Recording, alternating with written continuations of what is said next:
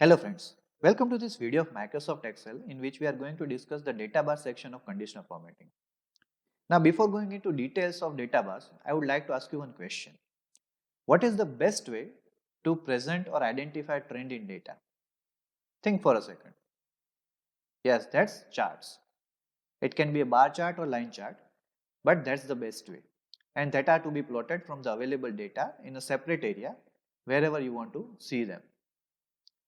Now, the data bar function in conditional formatting provides similar kind of visualization from the available data in the cells itself.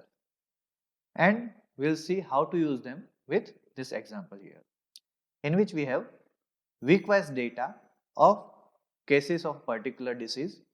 The week number starts from 21 and ranges up to 30, and these are the week-wise cases. Now to use this conditional formatting, we'll first select the column, go into conditional formatting and go into this data bar section. Here you can see there are two options, that is the gradient fill and solid fill. The difference here is just in formatting. So here I am selecting this green color gradient bar. Now if you want to change some settings or add some settings, you can go into this more rules, which will show you this kind of menu. The same thing can be accessed through this manage rules section and selecting the particular conditional formatting and go into edit rule. So here you can see one checkbox. If you select that checkbox, it will only show the bars, not the data. So if you apply that, you will see the numbers have gone and only the bars remain. So I am unchecking that. After that, you have this setting to set minimum and maximum value of the range. So if it is in automatic, it will set mostly 0 as the minimum and the maximum number as maximum. So here you can see the 0 has been set as the baseline. First I'll apply this setting so you can see the number. Here you can see it has applied 0 as the baseline and this 321 as the maximum level. But you can change that but by selecting different things like lowest value and the highest value. If you do that, you can see the lowest one, that is 126, has been selected as baseline or a minimum, and 321 would be the maximum. And similarly, you can also apply a particular number as minimum or maximum, some percentage. You can start with 10% or 20% of the range, or you can also start with percentile, or you can also apply some particular formula. How to use that formula we will be seeing in future videos. So right now I am keeping it as automatic. Then you have setting for color.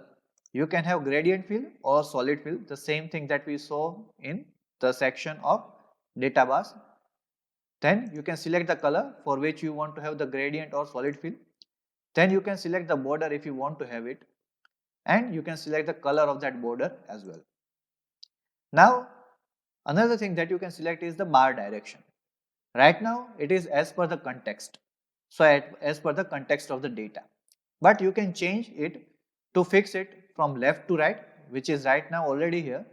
The data bars right now what we are seeing is from left to right only, but if you change it from right to left, it will show like this. So it will start from the right side and go into the left side. So I am keeping it as per context. After that, pressing OK and applying it would bring us to the original one. Now, to understand the settings related to negative value and axis, we need to calculate the differences between the case. So this is the difference in case on weekly basis that we will be calculating. We will start from the second week or 22nd week, because we cannot have difference between 21st and 20th week. So we'll select this one minus B2, press enter and drag this down. So here we have the positive as well as negative values, and here we can apply some conditional formatting of data bars by using negative value and axis setting. Here I am using some solid fill. Go into manage rule, go into this edit one, go into edit rules. You can go into the negative value and axis setting. Here you can select the color of negative value. So whatever this red color can be selected as per your liking. You can also select blue color or whatsoever you want to have. Or you can apply the same fill color as positive bar. So it will be green color on left side as well. So when you press OK and apply it, you can see that both would be of the same color. But routinely, we do not want to have that kind of setting, so we can select some sort of red color, right? So after applying, it will change to this one. Now you may have negative bar border color, but for that you need to have border in this as well. Then and then you can select the color of the border in this section, right? So you can select a separate border color, or you can apply the same color as the positive bar. Next one, that is for axis setting.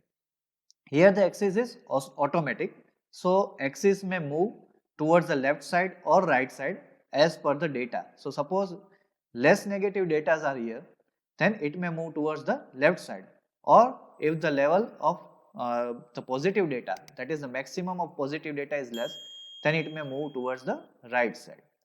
But if you want to keep it to the midpoint, you can select this one, press OK, and you can apply that. So you can see that now the axis in midpoint. It is not towards the left or right side. Then you can select none, and after selecting that, the effect would be that negative value would be in the same direction as positive value. So this kind of effect would be seen. We routinely do not use this kind of setting, but if you want to use that, you can do it from this setting. So we routinely want to have this as automatic. You can also select the axis color from here if you want to have a different color axis than black one. So that is all related to this bar, data bar in the conditional formatting. I'll be sharing this Excel sheet for practice in the description. I hope you would have learned something new from this video. If you do have, kindly like the video and share it. Comment below the video if there are any issues or you want to see videos on a particular topic. Kindly subscribe the channel and press the bell icon to receive all the updates of this channel. Thank you.